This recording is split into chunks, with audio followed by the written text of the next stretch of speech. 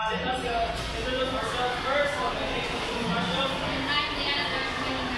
Okay, so before we start, so Miss Diane will discuss the objectives of this lesson. Okay, can you say that?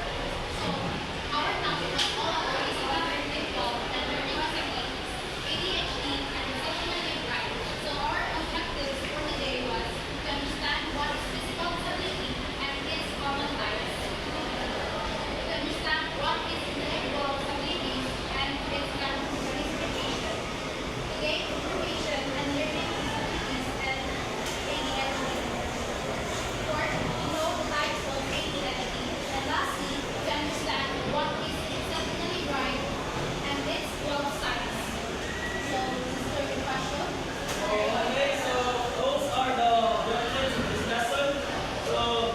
So past couple of weeks, we've been dealing for the unit 3. Okay, so unit 3 is children with disabilities and exceptionalities. So under this lesson, there's three main lessons. So the first one is speech and language impairment and disorder. The second is autism spectrum disorder, visual impairment, and hearing impairment. So the third one is the physical, intellectual, and learning disability, ADHD, and exceptional pride. So that are topic for today. So let's start. So kindly go to page 18. We go. Okay, so let's start. So first one is we're gonna tackle about physical disability. Okay? So kindly read the physical disability. Someone's limitations to perform basic physical activities, holding, walking, climbing,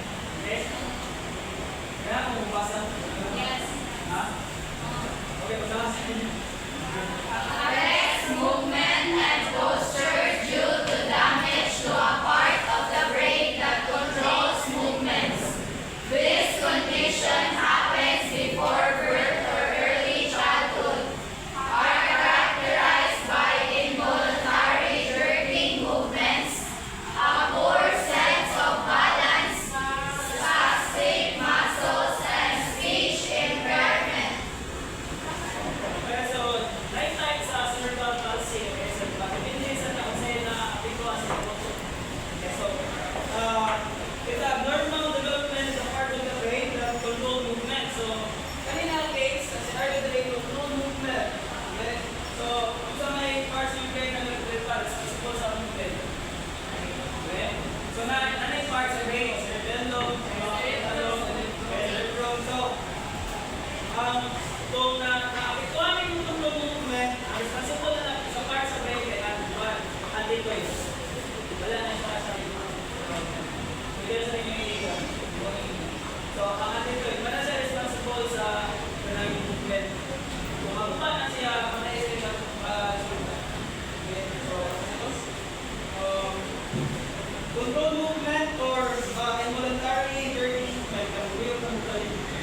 Makakaya na ninyo kung may hospital, may pamingkod, wheelchair, may nasa mga symptoms, may hana. So, may chance na ito ka na yun sa ating tuwing kamar. So, then, galing masa, sa akin sa symptoms, mga pantayan, may poor balance na heart. So, galing poor balance, may parts yung brain sa cerebellum tapis, na siya yung part na siya acid. Okay, mga responsible sa yung balance ng magupa na kung ako ka na mapagod mo, kung parang galit mo, may balance ng coordination. Okay, sabot na sa cerebral palsy. The third, muscular dystrophy. Okay, so kanin siya, so it's a rare neuromuscular kaya mo masa? Sa utak ka din? Ay, saan na siya? No, Neuromuscular condition characterized by deterioration and wasting of muscle fibers. The child may be normal, but as years pass, the muscle growth starts to deteriorate. okay, so muscular dystrophy. So, it's a rare neuromuscular disorder. So, that causes progressive weakness and breakdown of skeletal muscles over time. So, once na panganak na mo, ang buko pa nila na, okay pa na siya, then magkalaban na pinakatubig, ang inyong buko na, kaya magka-weak na siya, magka-matituan mo, magka-fragile na ito. So, anak siya kay, rare again na case. Kaning muscular dystrophy. So, four, ano ba sa Spinal bifida. A defect due to incomplete formation of the spine and spinal cord. Children suffers from paralysis or walking complex, deformities of the spine and learning difficulties. okay, so spinal bifida, so paano siya? Nasa part sa spinal cord. So, kaya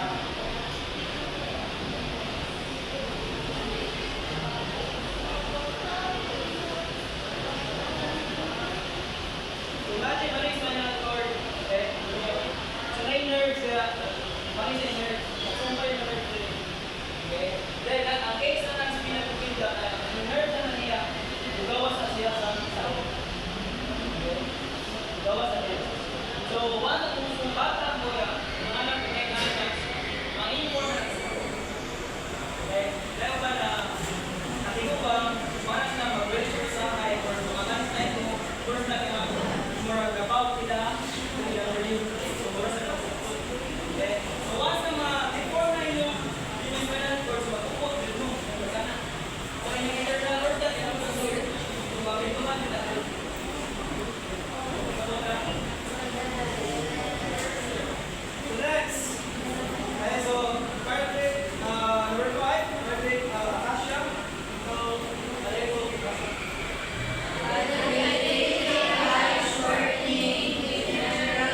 Neuromuscular disorders suffers from lost coordination of arms and legs, fatigue, visual impairment, hearing loss, and etc.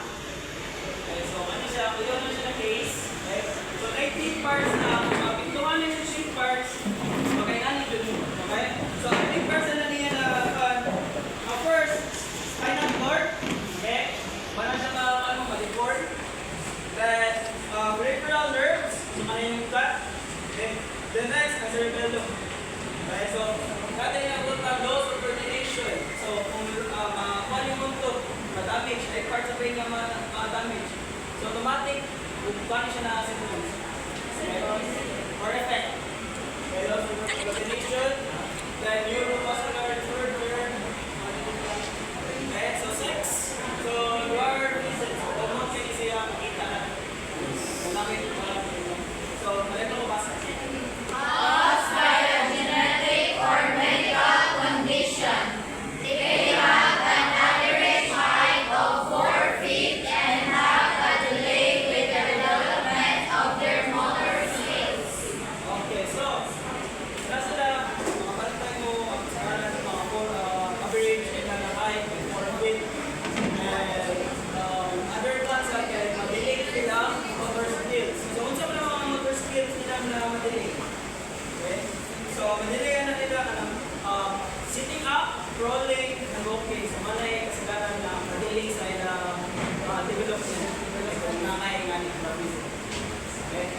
So, next. So,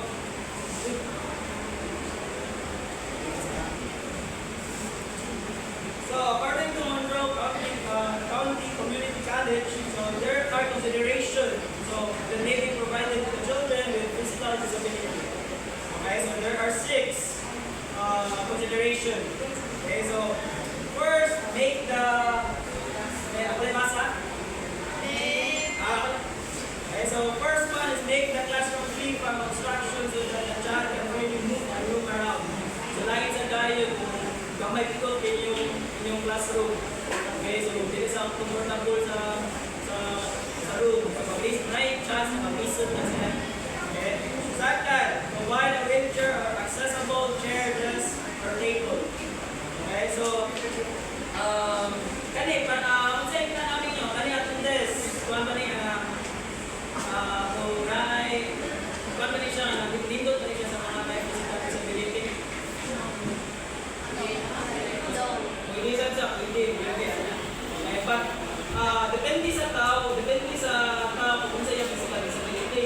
So, rupa masagda, okay? So, nakag-classmate before, yung isa gamit sa iyang abot, okay? Pagsuwat siya, gamit siya tina.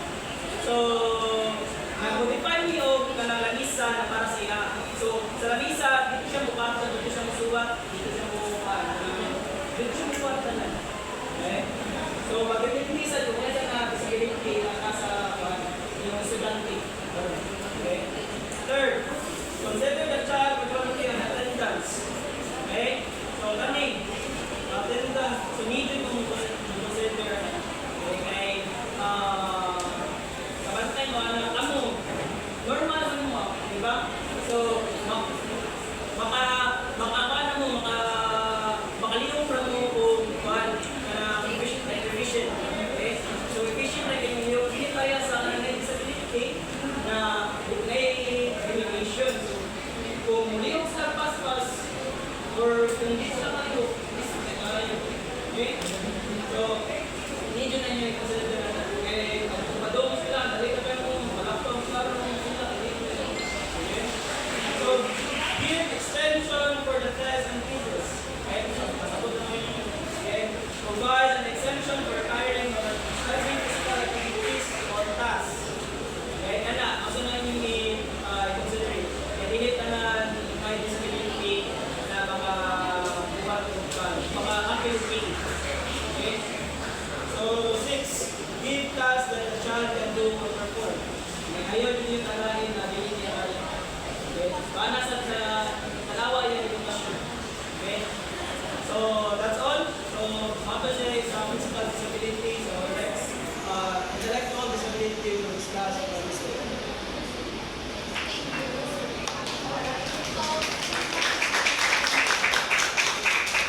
So, intellectual disabilities can be different from this group. Mental retardation is characterized by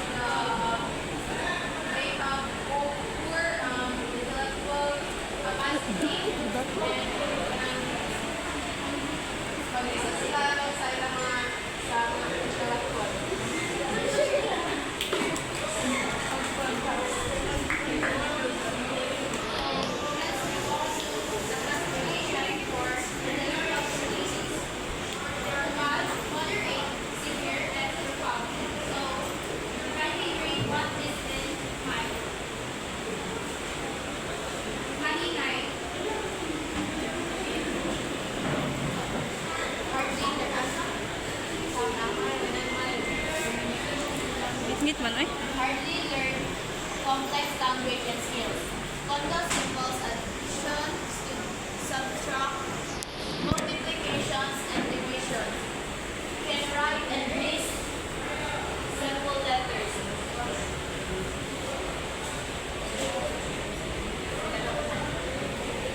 Can do better self-care and home activities. Can do basic independent jobs. Can use public transportation. Support needed.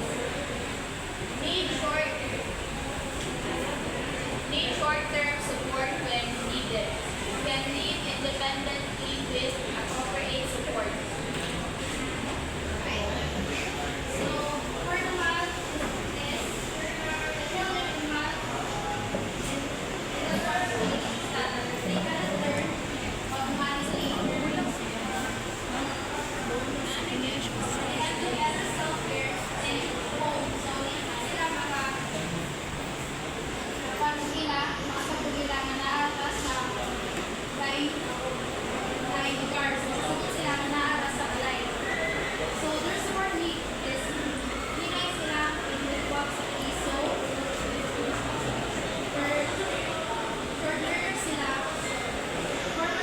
that they have capacity to acquire basic language and academic skills. So maybe lang pag for language and for the basic skills, they may only learn self-care and home activities.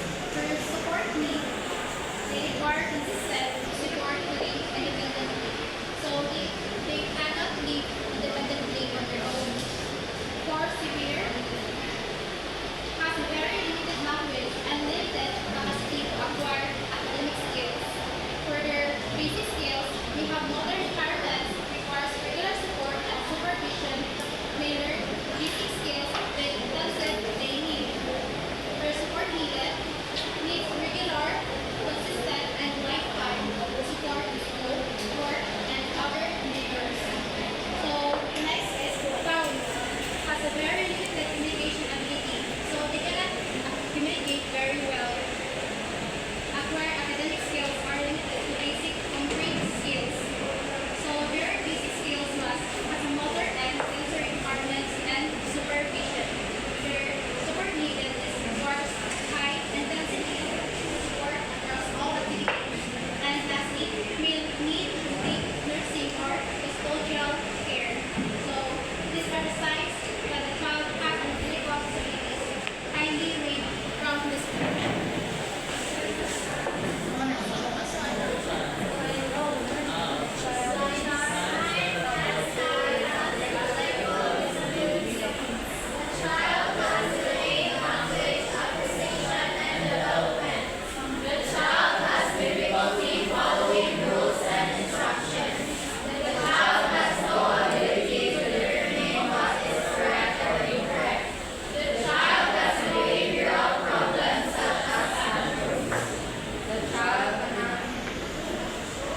So kindly read again the course classification for intellectual disabilities everyone.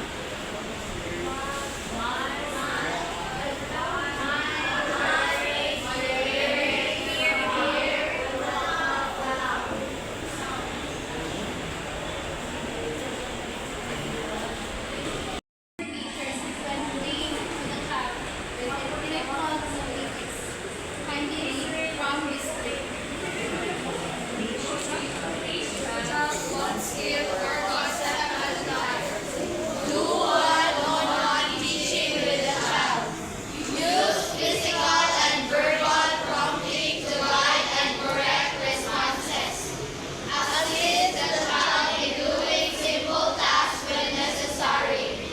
Provide the child with hands-on learning. Right?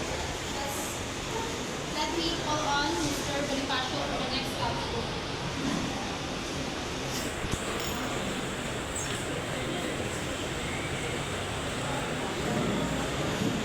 Okay, so kindly read learning Learning disabilities have difficulty organizing information in their brains. It's also a lifetime issue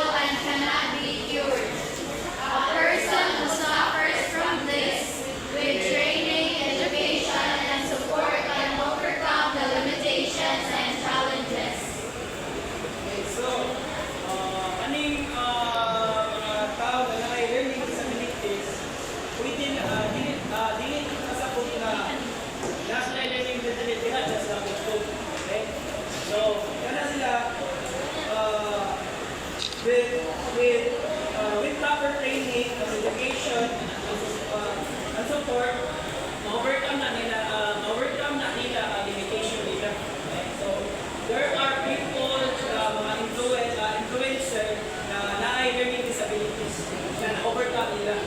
Okay, so, example lang sa itong mga tao, ang mga influencer, influence people na na-overcome nila ang kanilang limitation. So, sila Albert Einstein. So, bright din na kayo na siya, pero siya kalang learning disabilities.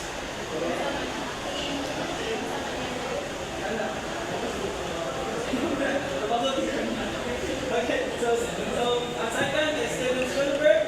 The next is Walt Disney. So, iya sa kanang Disney. Okay, so Una na tali pag-amping, So, na yung mga most common ones at learning disability.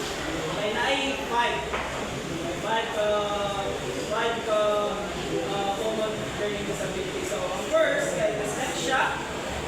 Kaya second,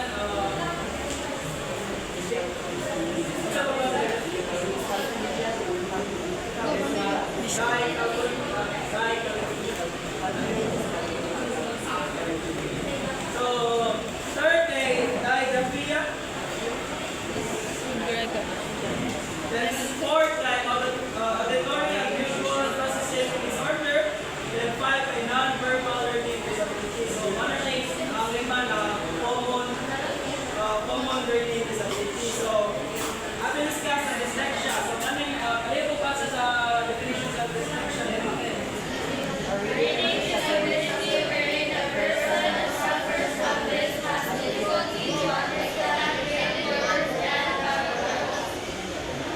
So, klaro na kayo siya. So, ang dyslexia ay difficulty in reading, right? Interpreting words and letters. So, ano sa dyslexia? So, mag-listen na sila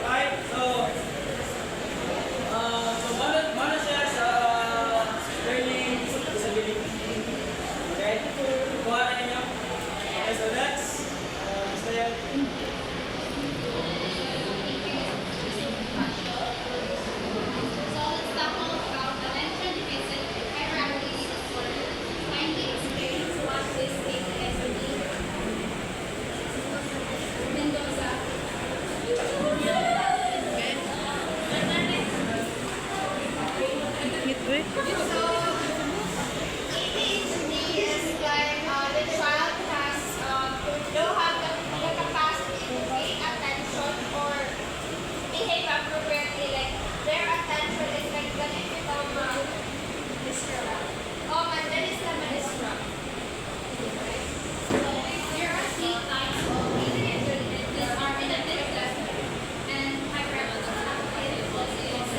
and combination. So when we say inattentive, it may not pay attention, may not follow instructions, may intend to forget daily routines, may not want to stay in one place, may often lose things, or may intend to daydream. So this kind of person always in will not have attention in any of things. So they will not follow any rules. So kung saan mo explain sila, hindi nila follow ang same meaning nun. So for hyperactive person, di may ito alam. Sige na sila ko. Istorya. Ano, pero may not want to be seated, may not take quiet, may always want to they have to be waiting for their turn, and may often want to agad. So kindly explain what is combination.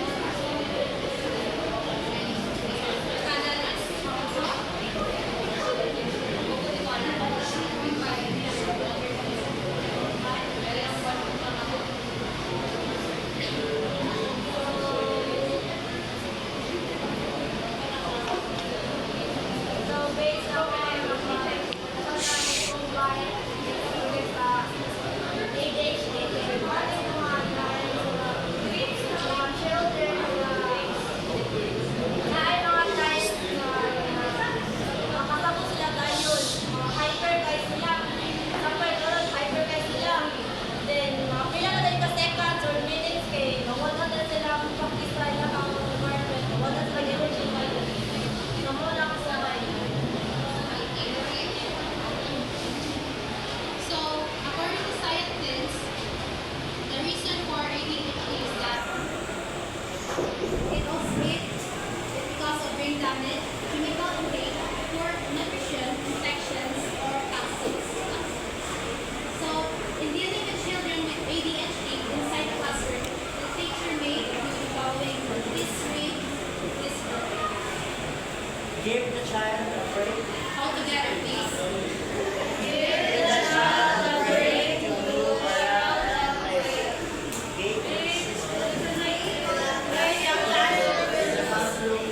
Place the child in front of your desk for him or her not to be distracted by other students.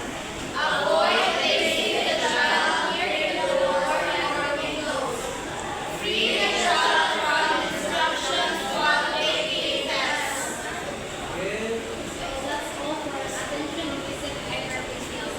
So training. Halos ka na naman sa kulay ni. Okay, mga exceptionally bright man. So, live basta sa exceptionally bright man.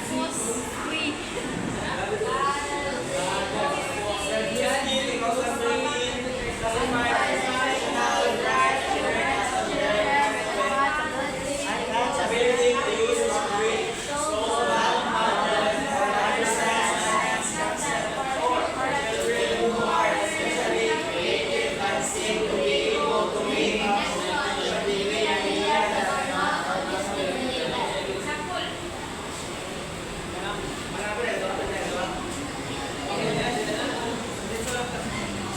So, ano siya? So, from here,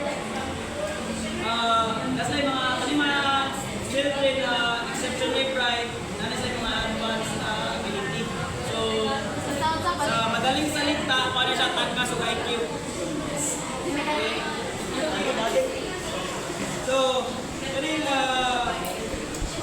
example, elementary, okay? Elementary level. Okay? But, ang may classmate na advanced na kayo pamuto, okay? Mara sila yung mga example na mga tangkas o IQ. Okay? So, nana sa mga characteristic or imo siya matawag na nanas kana siya kana matawag nimo na kanang bata or